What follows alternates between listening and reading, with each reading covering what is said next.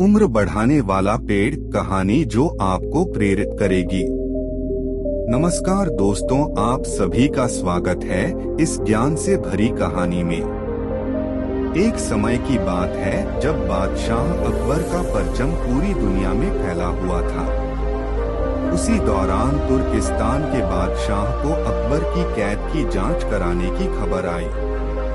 तुर्किस्तान के बादशाह ने अपने दूत को संदेश पत्र देकर कुछ सिपाहियों के साथ दिल्ली रवाना किया।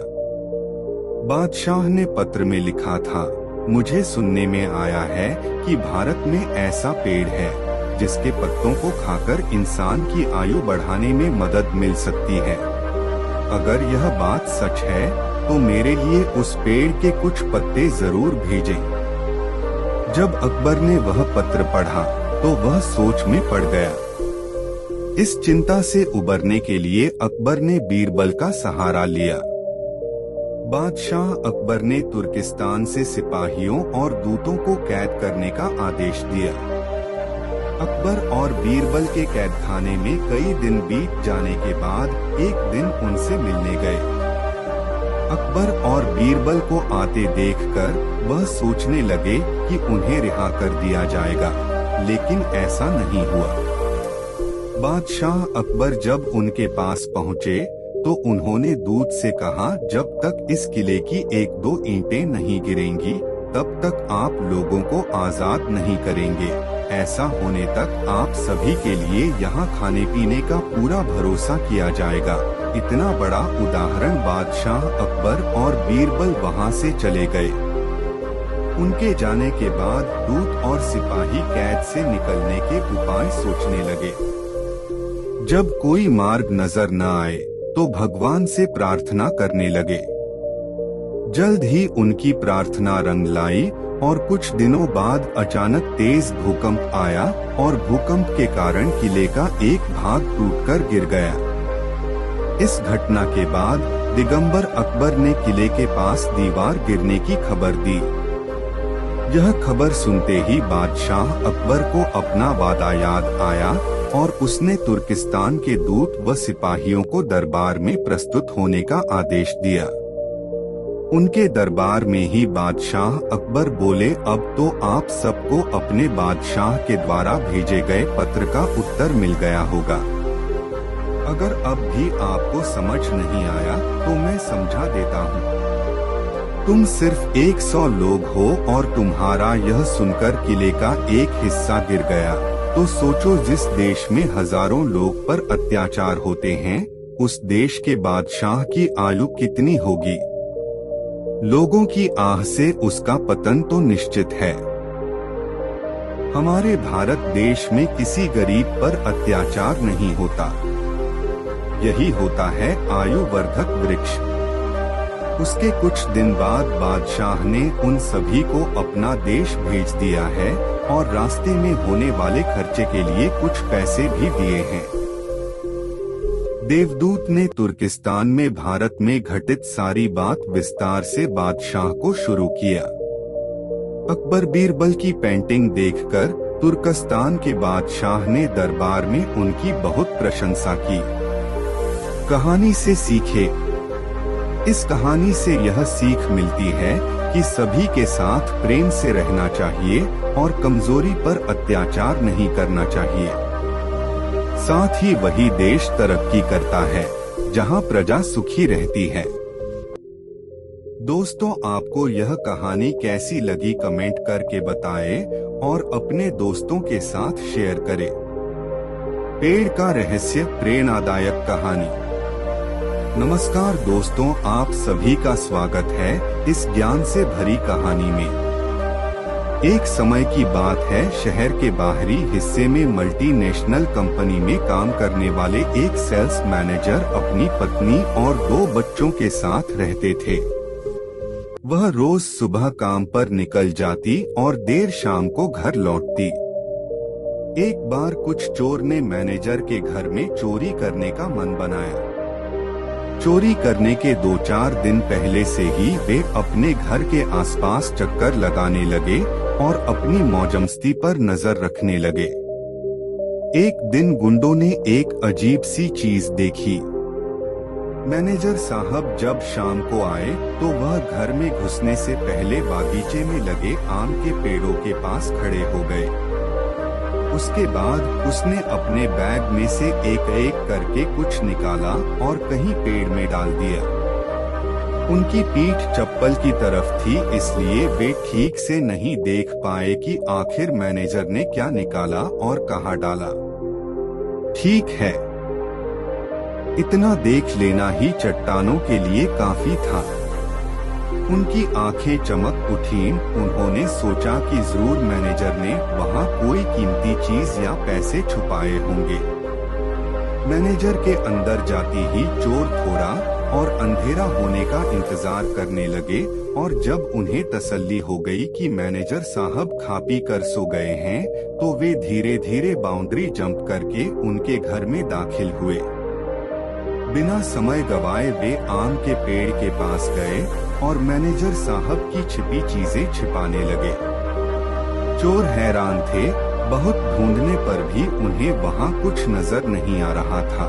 वे समझ नहीं पा रहे थे कि आखिर मैनेजर ने किस चतुराई से चीजें छिपाई हैं कि इतनी शायरी की चादर के ढूंढने पर भी वे मिल नहीं रही हैं। अंत में हार मानकर चोर वहाँ से चले गए। अगले दिन वे फिर छिपकर मैनेजर के ऑफिस से लौटने का इंतजार करने लगे। रोज की तरह मैनेजर साहब देते से घर चले गए।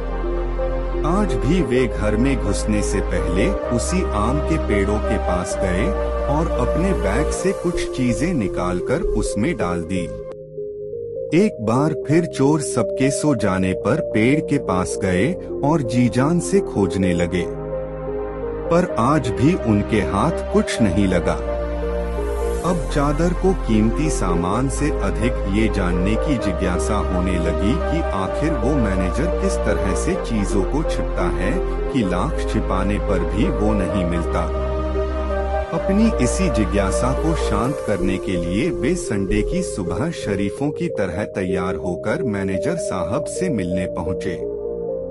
उनके नेता बोले, सर देखिए, बुरा मत मानिएगा, दरअसल हम लोग चोर हैं। हम लोग कई दिनों से आपके मकान में चोरी करने की योजना बना रहे थे, लेकिन जब एक दिन हमने देखा कि आप ऑफिस से लौटकर आम के पेड़ों में कुछ छुपा रहे हैं, तो हमें लगा कि बस काम हो गया।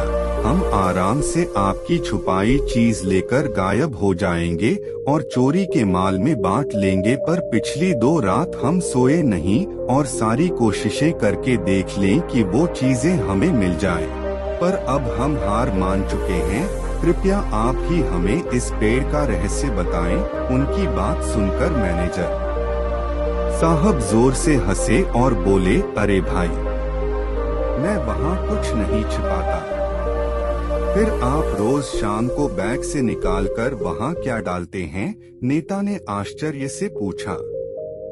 देखो, मैनेजर साहब गंभीर होते हुए बोले, मैं एक प्राइवेट जॉब में हूँ, वो भी सेल्स की। मेरे काम में इतना प्रेशर होता है, इतनी स्ट्रेस होती है कि तुम लोग उसकी परवाह भी नहीं कर सकते।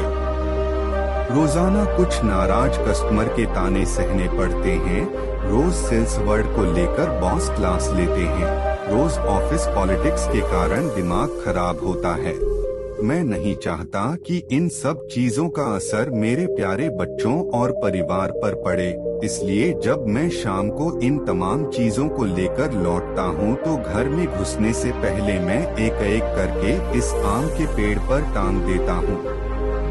और कमाल की बात ये है कि जब मैं अगली सुबह इन तमाम चीजों को पेड़ से उठाता हूँ आता हूँ तो पहले ही गायब हो चुकी होती हैं, यानी मैं उन्हें भूल चुका होता हूँ, और जो बचाते हैं मैं उन्हें अपने साथ लेता हूँ। चोर अब पेड़ का रहस्य समझ चुके थे।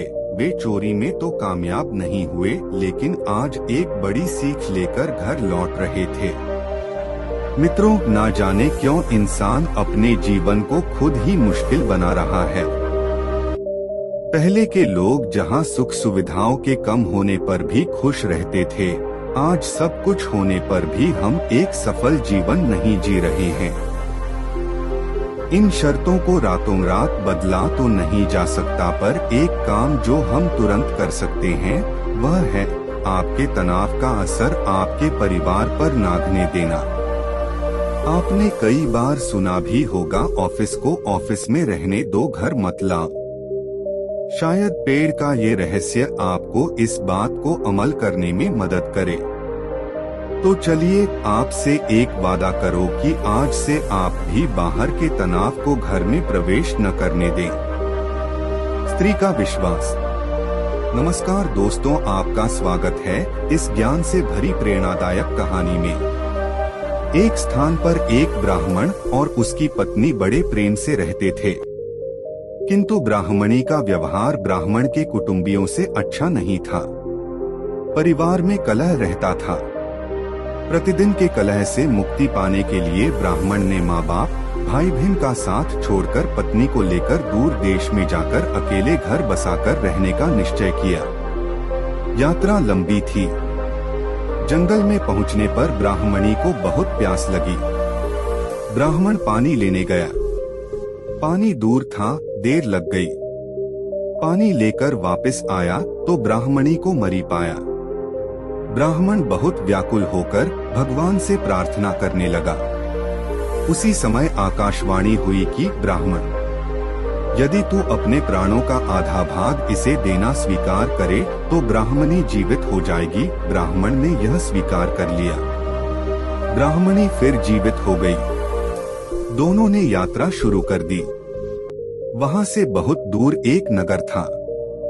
नगर के बारा में पहुंचकर ब्राह्मण ने कहा, प्रिय तुम यहीं ठहरो, मैं अभी भोजन लेकर आता हूँ। ब्राह्मण के जाने के बाद ब्राह्मणी अकेली रह गई। उसी समय बारा के कुएं पर एक लंगड़ा किंतु सुंदर जवान चला रहा था। ब्राह्मणी उससे हंसकर बोली, वह भी हंसकर बोला।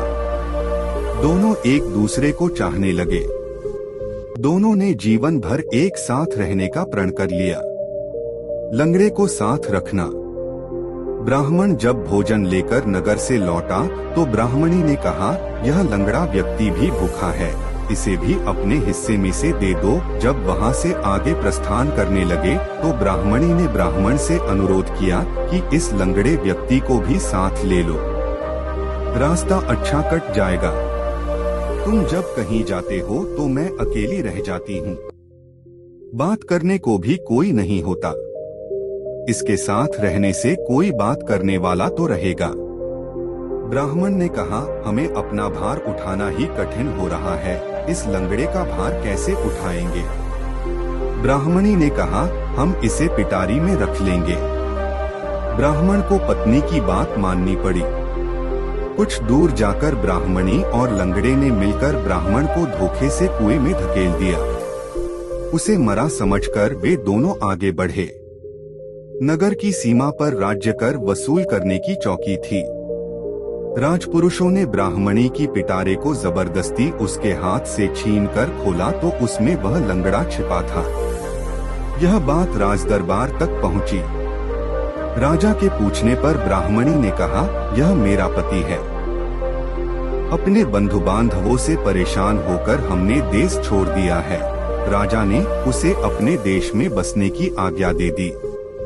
कुछ दिन बाद किसी साधु के हाथों कुएं से निकाले जाने के उपरांत ब्राह्मण भी उसी राज्य में पहुंच गया। ब्राह्मणी ने जब उसे वहां देखा तो राजा से कहा कि यह मेरे पति का पुराना वैरी है, इसे यहाँ से निकाल दिया जाए या मरवा दिया जाए। राजा ने उसके वध की आज्ञा दे दी। ब्राह्मण ने आज्ञा सुनकर कहा, दे, इस स्त्री ने मेरा कुछ लिया हुआ है, वह मुझे दिलवा दिया जाए। राजा ने ब्राह्मणी को कहा, देवी तूने इसका जो कुछ लिया हुआ है सब दे दे। ब्राह्मणी बोली, मैंने कुछ भी नहीं लिया। ब्राह्मण ने याद दिलाया कि तूने मेरे प्राणों का आधा भाग लिया हुआ है। सभी देवता इसके साक्षी हैं। ब्राह्मणी ने देवताओं के भय से वह भाग वापस करने का वचन दे दिया, किंतु वचन देने के साथ ही वह मर गई। ब्राह्मण ने सारा वृत्तांत राजा को सुना दिया। कहानी की सीख, हर व्यक्ति को अपने गलत कर्मों का फल भोगना ही पड़ता है।